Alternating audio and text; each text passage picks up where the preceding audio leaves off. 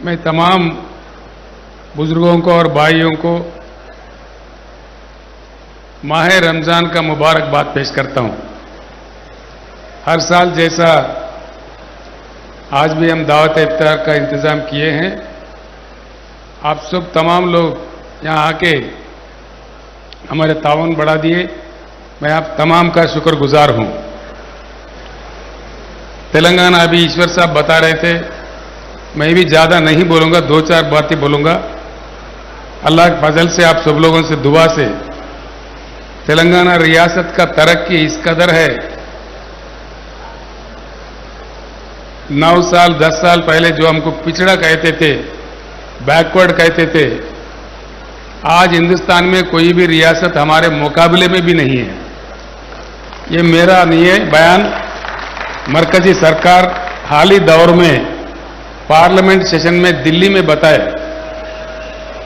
Per capita income जो होता है, आज हिंदुस्तान में सबसे आगे तेलंगाना राज्य है। हमारा पर कैपिटा इनकम आज 3,08,000 रुपये है।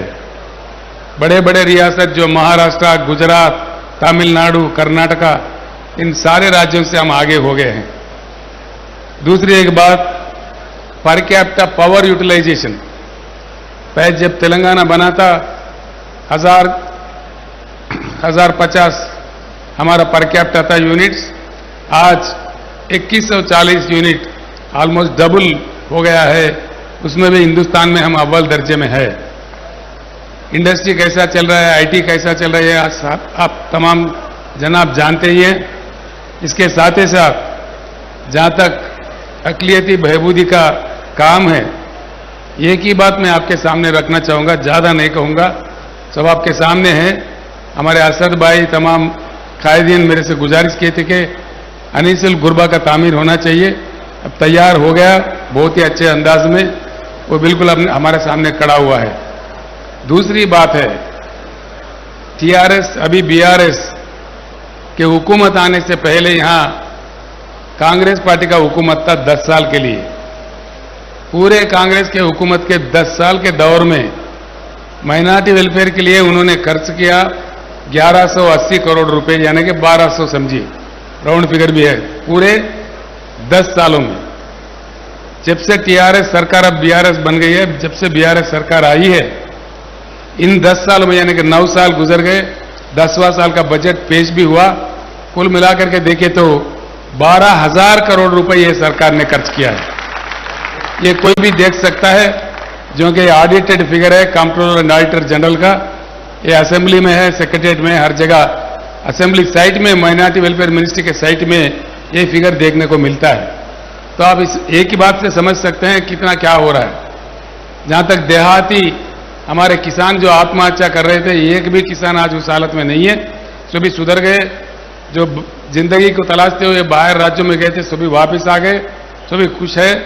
और आज मैं फकर से कहना चाहता हूं आपके सामने, दान का जो खेत होता है हिंदुस्तान में आज 94 लाख में, यानी कि 94 लाख एकड़ में खेती हुआ है दान का। सिर्फ तेलंगाना रियासत में 56,40,000 एकड़ यहाँ पे, यानी कि पूरा हिंदुस्तान में जितना है उससे भी ज्यादा हमारे पास अब हुआ है, कल्टीवेट हुआ है। ये भी हमारा एक निशाना देख सकते हैं। पीने का पानी का मसला खत्म हो गया, करंट का मसला खत्म हो गया, बेरोजगारी का मसला भी धीरे धीरे खत्म होते जा रहे हैं। इसके साथ ही साथ हम तो आगे बढ़ रहे हैं, लेकिन देश पीछे जा रहा है।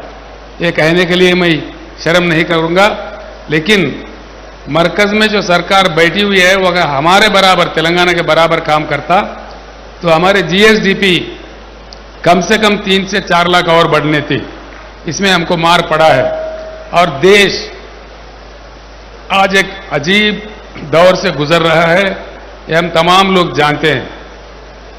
मैं बुजुर्गों से, नौजवान भाइयों से, सभी दानिशवरों से मेरा गुजारिश है कि हिंदुस्तान हमारा है, हर हालत में इस देश को बचाना है। छोटे छोटे मुश्किल तो आते रहेंगे, इंशाअल्लाह आपका ताउन हो, लड़ते रहेंगे आखिर तक। ये टेम्पररी फेज है, कुछ होने वाला नहीं है। असलियत का, इंसाफ का आखिर में जीत होगा। इसलिए मैं बिलीव करता हूं, जब तेलंगाना के लिए लड़ रहा था, यही बात मैं बार बार कह रहा था कि अल्लाह के घर में देर है लेकिन अंधेर नहीं है। ये देश सभी का है, ये देश हमारा है, इस देश को महफूज रखेंगे। इसमें हम अपने आखिरी खून का बूंद तक भी लड़ते रहेंगे, लेकिन कहीं कॉम्प्रोमाइज नहीं होंगे। इसका हमारे गंगा जमुना तहजीब, हमारा देश के परंपरा, हमारे तारीख, इसको कोई भी बदल नहीं सकता। बदलने का कोई कोशिश किया वो खत्म हो जाएगा, लेकिन देश खत्म कभी नहीं होगा। इसमें मेरे बात पे विश्वास रखिए। जब वक्त आए तो जोश से नहीं, हम लोग होश से काम ले, होशियारी से काम ले, देश को बचाने का काम जरूर करें, ये मेरा गुजारिश है। और एक बात मैं खुशियों के साथ कहना चाहता हूं, देश के राजनीति में चलने का मेरा इरादा हुआ, जो गुजर रहा है हिंदुस्तान पे उसको सुधारने के लिए। मुझे खुद अफसोस है कि जिस बगल रियासत महाराष्ट्र में गए, तेलंगाना से भी ज्यादा वहां पे वेलकम हो रहा है। तेलंगाना से भी ज्यादा तादाद में हमारे बोधन के शकील भाई सारे लोग वहां थे मेरे साथ में। काफी मतलब हमारा खैर मकदम वहां हो रहा है। मुझे भी इतना नहीं था एहसास इस प्रकार का, यानी कि देश इंतजार कर रहा है एक सही नेता के लिए, सही पार्टी के लिए। इंशाअल्लाह आगे जाके कहीं कामयाबी हमें मिलेंगे। हर हालत में इस देश को बचाने का हम भरपूर कोशिश करेंगे। फिर एक बार मैं तहे दिल से सारे बुजुर्गों को, सारे भाइयों को जो भी यहां तशरीफ लाए हैं, सारे हमारे रियासत के और मुल्क के मुस्लिम कौम के जितने भी हमारे बुजुर्ग भाई बहन माएँ हैं, आप तमाम लोगों को इस मुकद्दस और मुबारक रमजान माह का फिर एक बार मुबारक पेश करते हुए मैं रुखसत लेता हूं। ये हैदराबाद शहर ऐसे शहर है, हिंदुस्तान में अगर हिंदुस्तान का चर्चा कहीं निकले तो हैदराबाद शहर के बारे में पहले चर्चा करना पड़ेगा। हिंदुस्तान को जो रोशन लाए, हिंदुस्तान में अपने हैदराबाद के तरफ से सब सारे अपना कामयाबी में हैदराबाद का शामिल है। इसीलिए आज इस रमजान इफ्तार दावत में हम लोग इकट्ठा होकर यहाँ पर शामिल हुए। कांग्रेस पार्टी जब सत्ता में था तब हिंदू मुसलमानों को सबको साथ में लेकर आगे चले।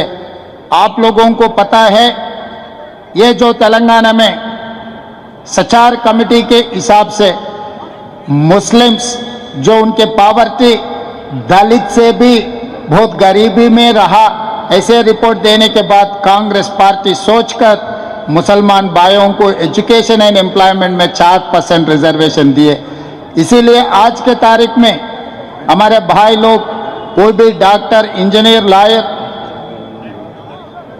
ऐसे ही जाने माने, और मेरा अच्छा दोस्त इंडिया कैप्टन, इंडिया का नाम, हिंदुस्तान का नाम पूरा दुनिया में रोशन किए हमारे अजहरुद्दीन भाई, इंडिया क्रिकेट कैप्टन रहकर अभी इस मंच पे मौजूद है।